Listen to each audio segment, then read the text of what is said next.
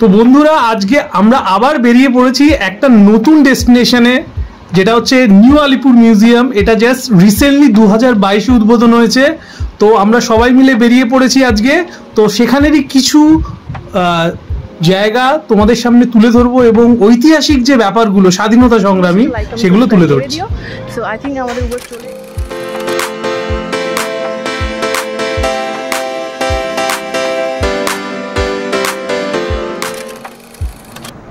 Hello guys, কি এখন বেরোচ্ছে হচ্ছে কি জিদ্দার বাড়ি এসেছিলাম, মানে তোমরা ব্লগে হয়তো আগেও দেখেছো রূপমের ফ্রেন্ডের বাড়ি।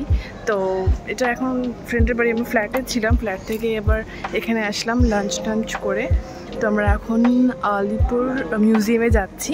তো পুরো ব্লগটা দেখতে থাকো এন্ড অবধি, আসলে তোমাদের ভালো লাগবে। আমরা এসেছিলাম কালকে এখানে বেহালাতে, মানে অভিজিৎদারই বাড়ির ফ্ল্যাটে, ওখানে একটা গেট টুগেদার ছিল। তো দেখতেই পাচ্ছ রূপমও আছে। তোমরা এখন ক্যাব বুক করেছি, ক্যাব আসছে, তারপর আমরা একসাথে বেরোবো। তো পুরোটাই কভার করার চেষ্টা করব।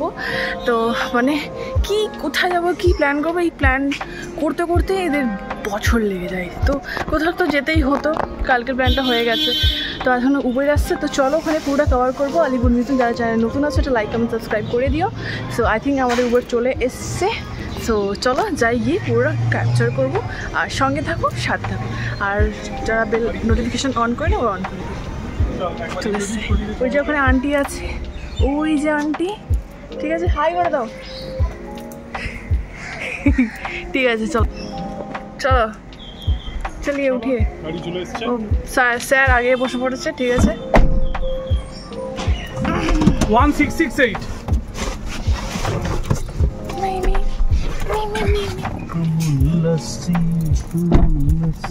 লস্যি খাওয়াচ্ছি তোমায় আমি। চলো বলতে বলতে চলো চলো এবার বল ইতিহাস, হিস্ট্রি, পুরনো কলকাতা। তুমি বলো কিছু।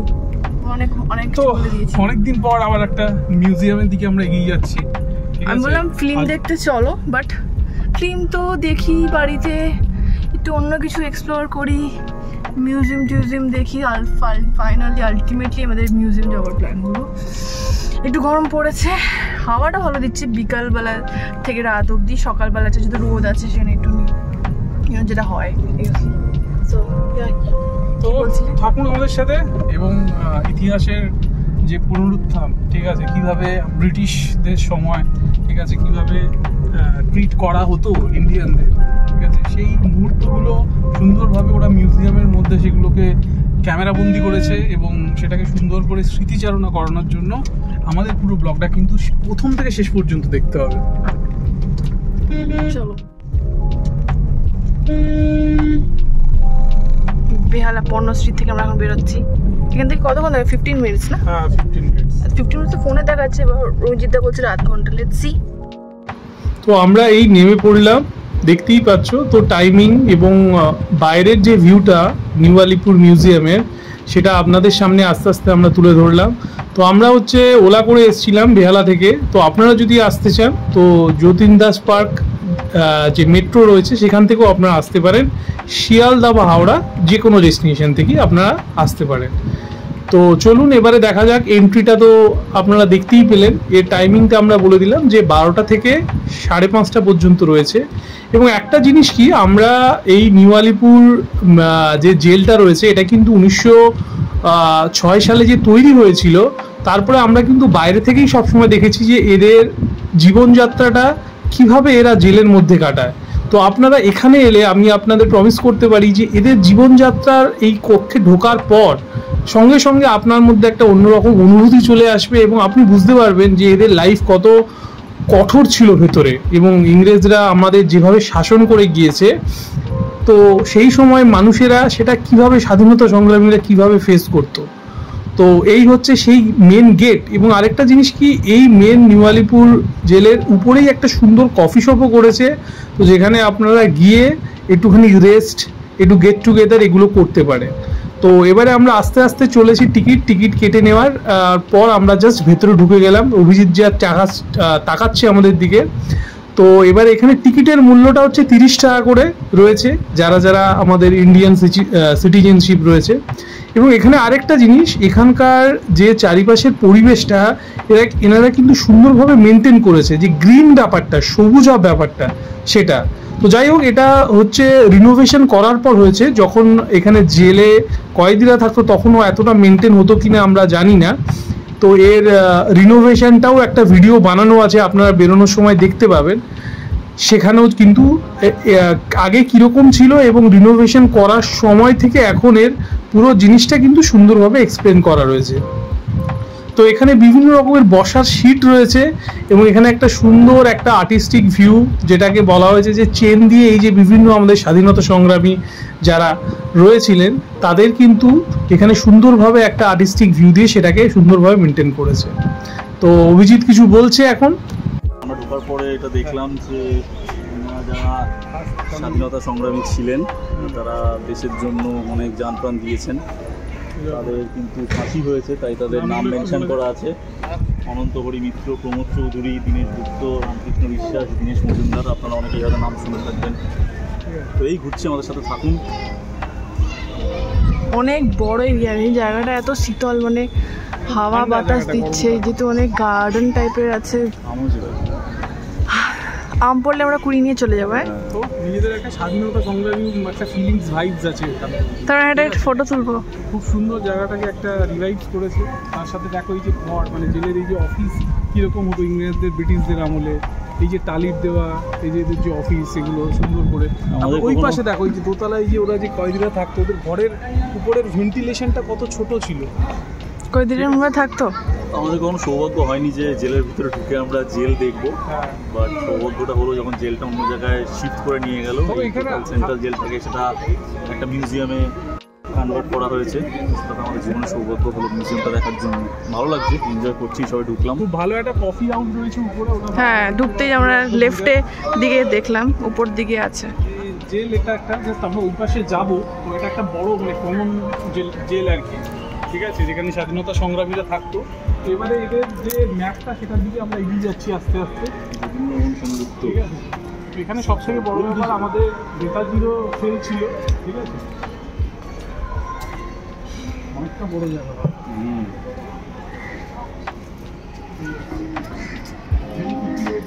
ফাঁসির মঞ্চ রয়েছে নেহেরু, আর নেহেরু মানে হচ্ছে আমাদের জওহরলাল নেহেরু। মন্দির ছিল, নেতাজি কক্ষ রয়েছে, চিত্তরঞ্জন দাস, বিধানচন্দ্র রায় কক্ষ, জ্যোতির্মোহন সেনগুপ্ত, সমস্ত কিছু রয়েছে। তো চলুন আমাদের সাথে। সব থেকে যেটা আমাদের মানে দুঃখে, মানে আমরা যে স্বাধীনতা যে পেয়েছি তার জন্য এই দেখো পুরো জিনিসটা হাসির মঞ্চ আমরা সেভাবে দেওয়া হতো।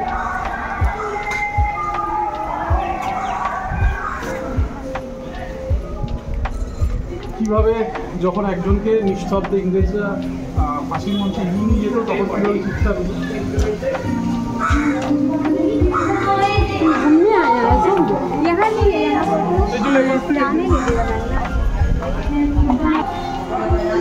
হ্যাঁ,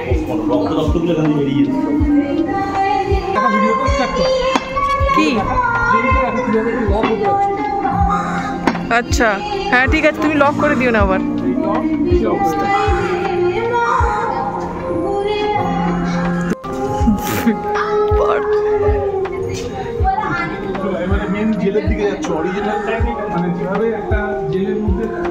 ভাই কেমন একটা ফিলিংস আসছে, একে এখানে ঢুকিয়ে দিয়ে চলে যাই।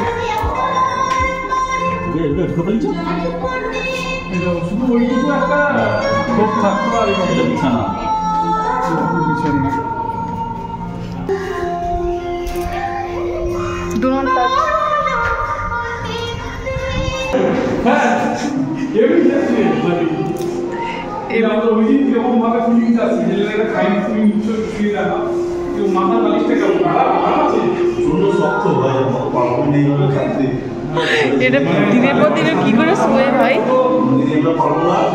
আমরা বেরোতেও পারবো না, পুরো একটাই ভেন্টিলেশন।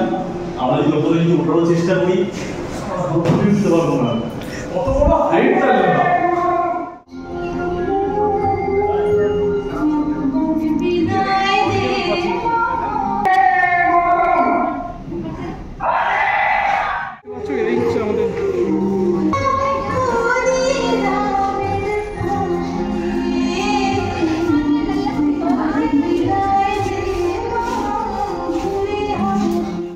যে আমাদের যে স্বাধীনতা সংগ্রামী দেশের ইন্ডিপেন্ডেন্স যে মেন যারা আমাদের নেতাজি, তারপর আমাদের বাঙালির উপকার বিধানচন্দ্র রায়, কল্যাণীর যে উপকার বিধানচন্দ্র রায়, তাদের যে বন্দি হতে থাকতে হয়েছিল তাদের ফিল্মগুলো এবার আপনাদের সামনে ঘুরে দেখাচ্ছে। চলুন আসুন।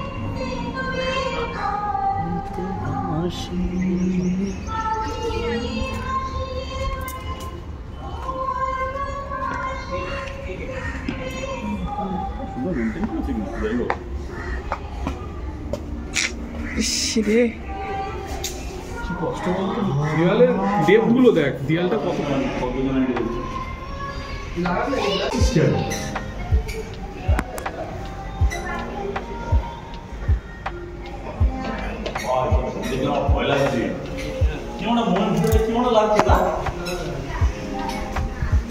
Bidhan Roy, the second Chief Minister of West Bengal, was incarcerated in cell number 4 at the ground floor of Netaji's building. Oh, বেশি দিন ছিল। বন্ধুরা, আমাদের প্রথম প্রধানমন্ত্রী হওয়ার আমাদের যে মেন নেতাজি সুভাষচন্দ্র বসু ওয়েস্ট বেঙ্গলে, তার যে মেন কক্ষটা ছিল অনেক সেপ্টেম্বর 1947 থেকে ওনার ব্রণ 8 মাস উনি ছিলেন। ঠিক আছে, এটার একটু ভিডিওটা এই চলে এসছেন উনি, দুটো একটু দেখা, ক্যামেরাটা একটু দিয়ে চলে গেলি। দেশবন্ধু চিত্তরঞ্জন,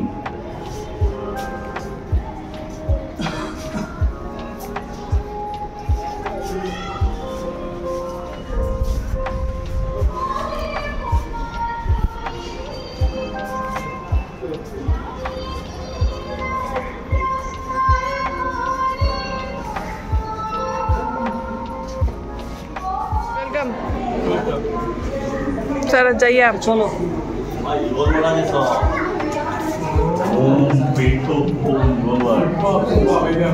রিভলিউশনে এই সেই বন্ধু, ঠিক আছে, 1908 সালে পেটো, ঠিক আছে, পেটো বোমা, এই হচ্ছে সেই রিভলভার পিতলের। ও সেরা সেরা। তো এখানে আবার সামনে আবার মারা যাবে।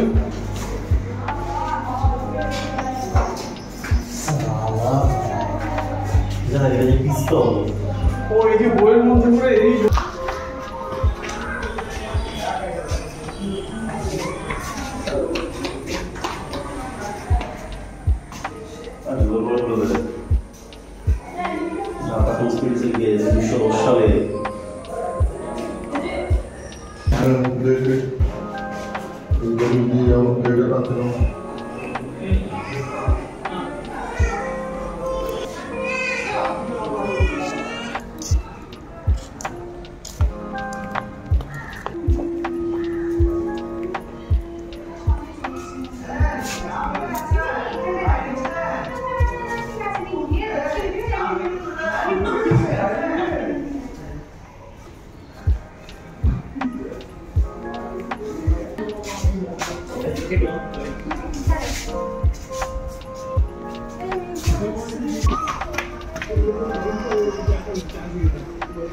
চা হয়ে গেছে কি রে? আইরে কি রে? গরম চা রেডি হচ্ছে। দেখা পুরো ব্লগটা। স্নান করছে, কাপড় কাচ্ছে। এটা স্নান করছে কক্ষটা। তো এটা দেখছো যে কিরকম ভাবে এটা কি আছে উপরে? ওটা হচ্ছে জল গোডাউন। তো আচ্ছা। ছি, গন্ধ আসছে। এখানে হচ্ছে এই চা হয়ে গেছে রে। আইরে কেনে? আইরে কেনে? কি করছে? আমরা গামছা ঝুলছি তো। এটা কি এগুলো পটি? আরে কিনে হ্যাঁ, ও বস আমাকে টিপে দে। চা হয়ে গেছে রে। আইরে কেনে? কি হয়েছে রে? দুঃখ হয়েছে না, আমাকে কেউ টিপে দিচ্ছে না। এই যে চা হয়ে গেছে ভাই। কি চা হয়ে গেছে? কই দাও চা, এক কাপ দাও চা। এই যে দিচ্ছে না। দিচ্ছে তো চা। ওর কি হয়েছে? ও দেখছে না। হ্যাঁ হয়ে গেছে রে। আইরে চলে আসি। আইসি চলে আসি। দাও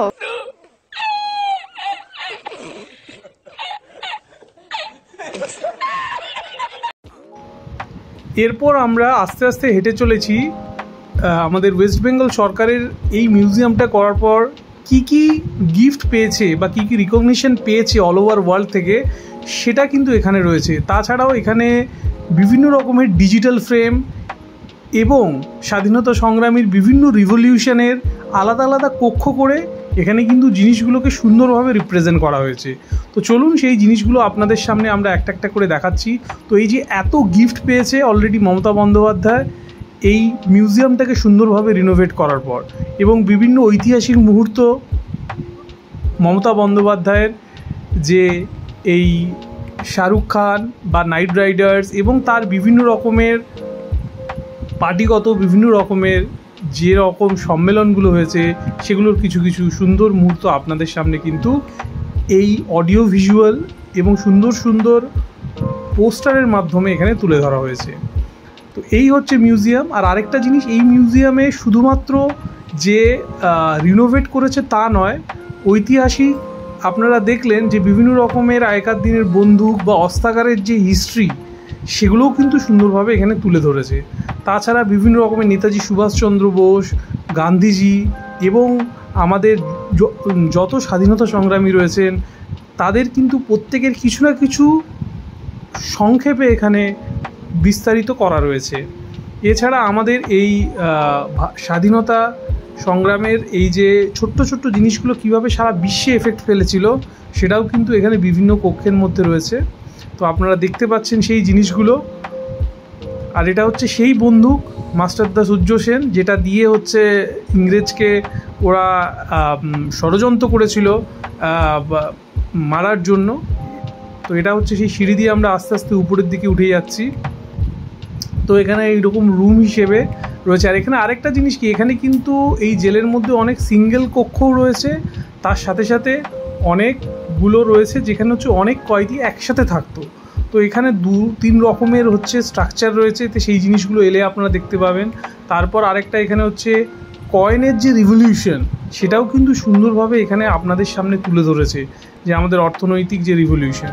এছাড়া এখানে আমাদের যে কালাপানি বা আন্দামান নিকোবরের যে জেল, সেটা কিভাবে আমাদের সেই সময় স্বাধীনতা সংগ্রামীদের নিপীড়ন করেছিল ইংরেজরা, সেটা সুন্দর একটা ওয়াচ টাওয়ারের মধ্য দিয়ে কিন্তু এখানে বিবরণ করা রয়েছে।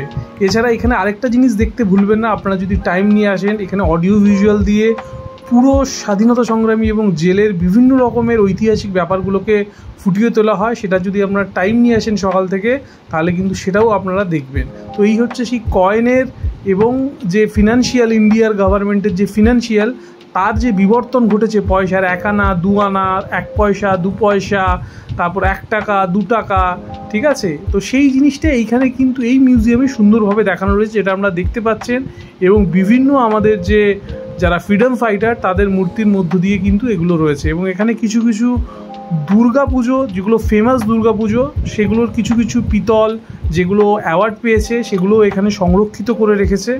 আর আরেকটা জিনিস, এখানে কিন্তু গাছগুলোতে প্রচণ্ড ফল এবং ফুলে পরিপূর্ণ, ঠিক আছে। এগুলো ন্যাচারাল এবং বহু 100-200 বছরের পুরনো এই সমস্ত গাছ।